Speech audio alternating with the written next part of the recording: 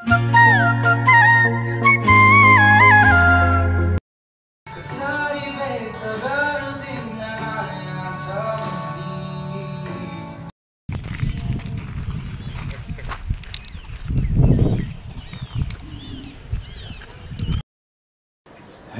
नमस्ते good morning तपाईहरुलाई आजको नयाँ ब्लगमा फेरि पनि म स्वागत गर्दैछु। यो आजको ब्लग चाहिँ यहाँबाट सुरु गर्दैछौँ। अब चाहिँ हामी सुटिङ स्पोटमा जानको लागि तयारी हुँदैछौँ। हाम्रो पछाडि चाहिँ धनेन्द्र सर पनि रेडी भइसक्नु भएको छ। अब हाम्रो चाहिँ ब्याग पनि प्याक भइसकेको छ।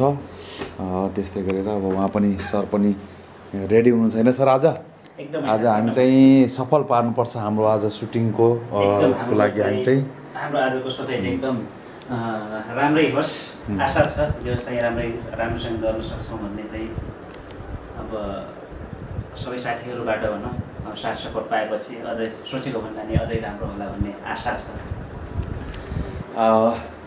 आजको ब्लग चाहिँ हामी यहाँबाट सुरु गरेका छौँ हैन। अब हामी यहाँ जान्छौँ। खासै ब्लग खिच्न टाइम मिलेसम्म म ब्लगमा देखाउनेछु तपाईहरुलाई।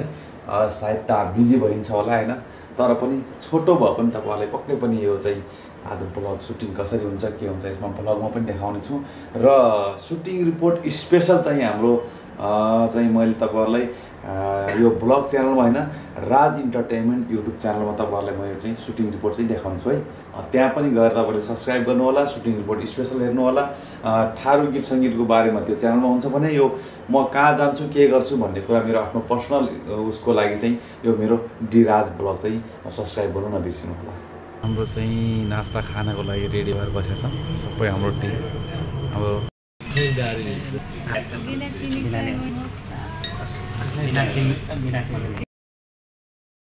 हाम्रो चाहिँ आजको सबै साथीहरू हाम्रो यो सुटिङ युनिटको हाम्रो चाहिँ बस पनि यही छ साथीहरू। अनि यहाँबाट हाम्रो यात्रा सुरु छ। त्यसपछि तपाईहरुलाई फेरि पनि यो अहिलेको यहाँको यो कोलपुर बाँकेको बसाइ चाहिँ राम्रै भइरहेछ। यो हाम्रो सुटिङ स्पोटको पहिलो दिनको यो रामु सर हुनुहुन्छ, हाम्रो तयारी हुनुहुन्छ रामु सर पनि।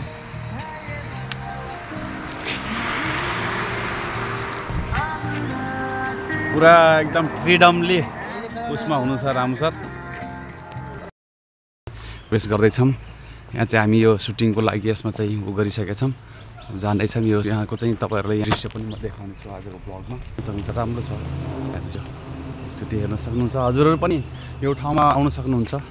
ल यतातिर देख्न सक्नुहुन्छ यो सबै छन् साथीहरू आइसकेका छन्। कोही कता हाम्रो लोकेसन चाहिँ उतातिर हुँदैछ। हजुरहरूलाई मैले यस्तो देखाउने छु। म चाहिँ यताबाट घुमेर जाने भएर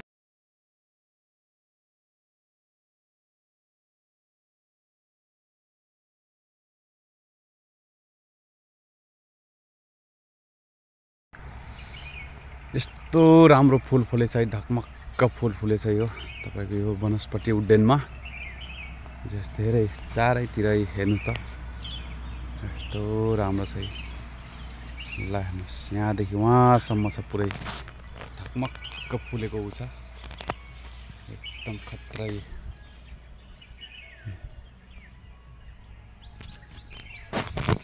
दामी छ।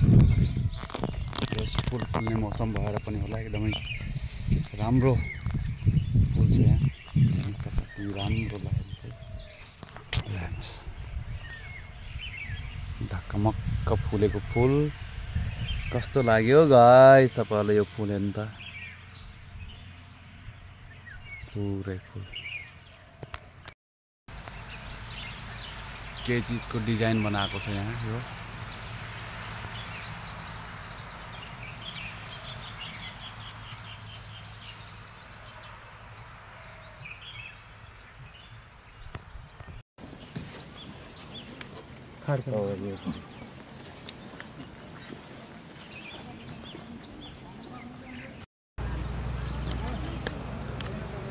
अहिले चाहिँ म तपाईहरुलाई ठ्याक्कै यो यही बगानको ठ्याक्कै उसमा एकदमै गुलाबै गुलाब भएको चाहिँ बारीमा आएको छु। तपाईहरु देख्न सक्नुहुन्छ मेरो यो सबैतिर यो चाहिँ चारैतिर गुलाबै गुलाब छ।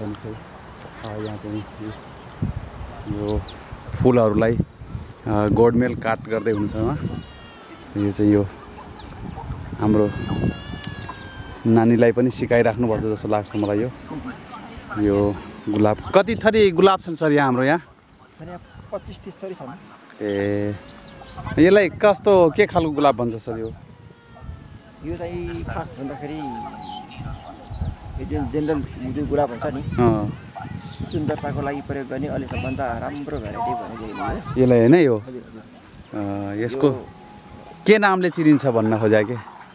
यो रोजा नै भन्छ यसलाई। ए रोजा नै। अनि जस्तो अब यो अलिकति एकदमै पिङ्क छैन, अलिकति डार्क पिङ्क छैन यो? सबै हेर्नुभयो भने यहाँ लगभग 30 थरी देख्नु सबै हेर्नुभयो भने यसलाई लगभग मिल्दोजुल्दो कुनै पनि छैन, सबै फरक ल। सेतो गुलाब छ एकदमै। हेर्नु त प्रत्येक यो चाहिँ हजुरको यो एकदम कलेजी आन्तरिक पर्यटनहरूको पनि एकदमै हुन्छ चाहिँ आउनुहुन्छ यहाँ। यो बगानमा मैले ठुलो मात्रामा छ तपाईँहरूलाई आजको यो ब्लगमा मैले देखाएँ हजुरलाई। हेर्न सक्नुहुन्छ यो गुलाबै गुलाबमा म चाहिँ तपाईँहरूलाई सेयर गराइरहेको छु। यो भनेको हाम्रो यो अघि पनि भनिसकेँ मैले यो ठाउँ बाँके जिल्लाको यो चाहिँ वनस्पति उद्यान छ यो। त्यसमा चाहिँ हाम्रो उतातिर सुट भइरहेको छ। यता चाहिँ यो घुम्ने पर्यटकहरू पनि थुप्रै छन् यहाँ। हेर्नुहोस् कस्तो राम्रो राम्रो गुलाब छ। ल हेर्नुहोस् टक्क छ। ल हेर्नुहोस् दामी छ पुरै गुलाबै गुलाबी देख्न सक्नुहुन्छ तपाईँहरू।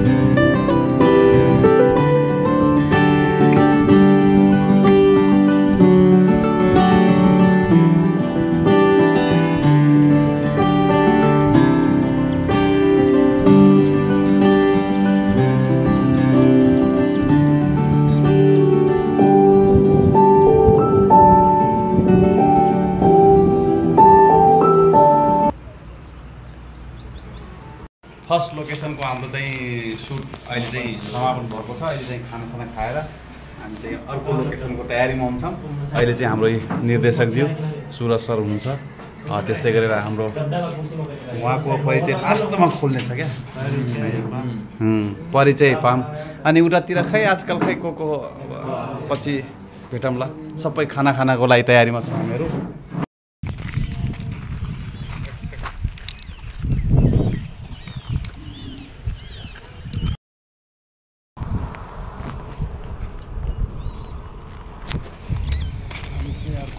लायो भाइ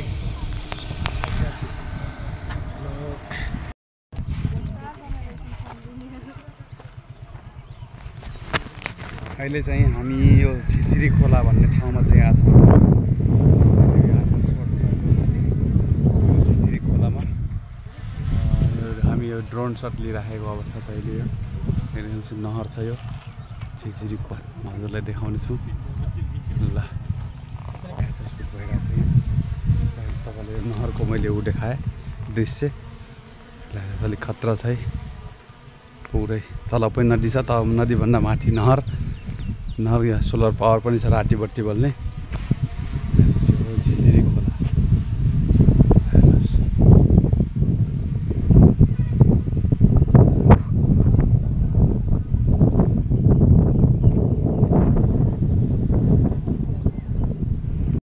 आज हाम्रो पहिलो दिनको सुट सकेर अहिले चाहिँ हामी खानाको पर्खाइमा छौँ। खाना खाने होटलमा आएका छौँ। सबैजना खानाको पर्खाइमा बसिरहेका छौँ अहिले हामीहरू।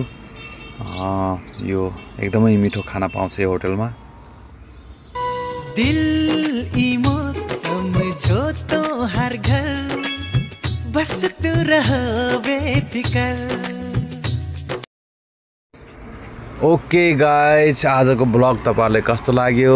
अर्को ब्लग फेरि पनि लिएर आउने नै छु होइन। अहिले चाहिँ हामी खाना खाँदैछौँ, खाना खाइ लामो भयो ब्लग। अर्को ब्लगमा फेरि भेट्ने बाचा साथ अहिलेलाई बिदा हुन्छु। हवस् त, नमस्ते, बाई बाई, गुड नाइट।